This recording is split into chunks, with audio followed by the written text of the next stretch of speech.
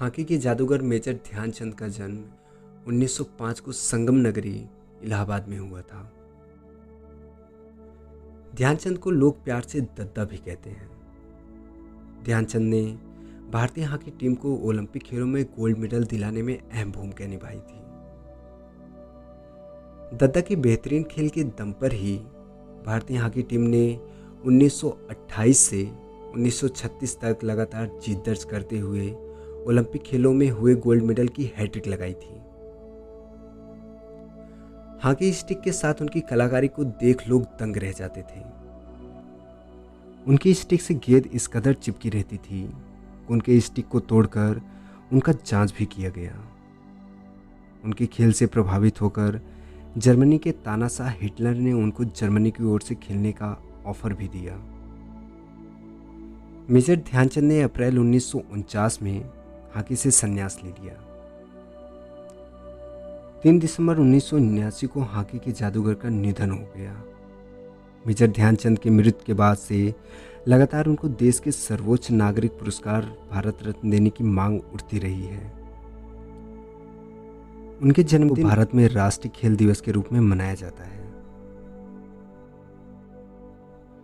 साधारण शिक्षा प्राप्त करने के बाद 16 वर्ष की अवस्था में वर्ष 1922 में दिल्ली में प्रथम ब्राह्मण रेजिमेंट में सेना में एक साधारण सिपाही की हैसियत से भर्ती हो गए और यहीं से उनके हॉकी का जादूगर बनने का सफर शुरू हुआ।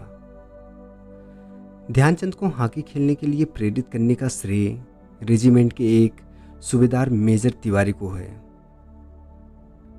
मेजर तिवारी खुद भी हॉकी के खिलाड़ी थे।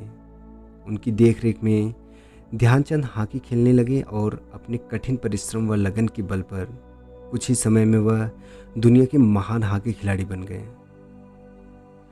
अंतर्राष्ट्रीय खेल मैचों में उन्होंने 400 अधिक गोल किए हैं। अप्रैल 1949 में हॉकी के जादूगर ने संन्यास ले लिया। वर्ष 1927 में ध्यानचंद को लांस नायक बना दिया गया। वर्ष 1932 में लॉस एंजल्स में आयोजित ओलंपिक खेलों के समय उनको नायक बनाया गया। इसके बाद वर्ष 1937 में उनको सूबेदार, 1938 में वायसराय और 1943 में लेफ्टिनेंट बना दिया गया। वहीं वर्ष 1948 में कप्तान और बाद में मेजर बना दिया गया। वर्ष 1928 में ओलंपिक खेलों में पहली बार भारतीय टीम ने भाग लिया और फाइनल में हाईलैंड को 3-0 से हराकर गोल्ड मेडल पर कब्जा किया। भारतीय हॉकी टीम ने इस ओलंपिक को कोई मैच नहीं गंवाई। भारत को गोल्ड मेडल दिलाने में ध्यानचंद का अहम भूमिका थी। फाइनल में भी 3 में से 2 गोल ध्यानचंद ने किया था। लॉस एंजलिस ओलंपिक में भी भारतीय हॉकी टीम ने गोल्ड मेडल पर कब्जा किया। फाइनल मैच में भारतीय टीम ने अमेरिका को 24-1 के भारी अंतर से हराया था। अमेरिका की इस बुरी हार के कारण अमेरिकी समाचार पत्र ने लिखा था कि भारतीय हॉकी टीम तो पूर्व से आया तूफान थी। उसने अपने वेग से अमेरिकी टीम की 11 खिलाड़ियों को कुचल दिया। बर्लिन ओलंपिक गेम्स में भारतीय हॉकी टीम की अगुवाई ध्यानचंद ने की थी। इस ओलंपिक में भारतीय टीम ने गोल्ड मेडल जीतने की हैट्रिक पूरा की। भारतीय टीम ने फाइनल में जर्मनी को 8-1 के भारी अंतर से हराकर जीत दर्ज की थी। मेजर ध्यानचंद के खेल के मुरीद भारत में ही नहीं अपितु पूरे विश्व में थे।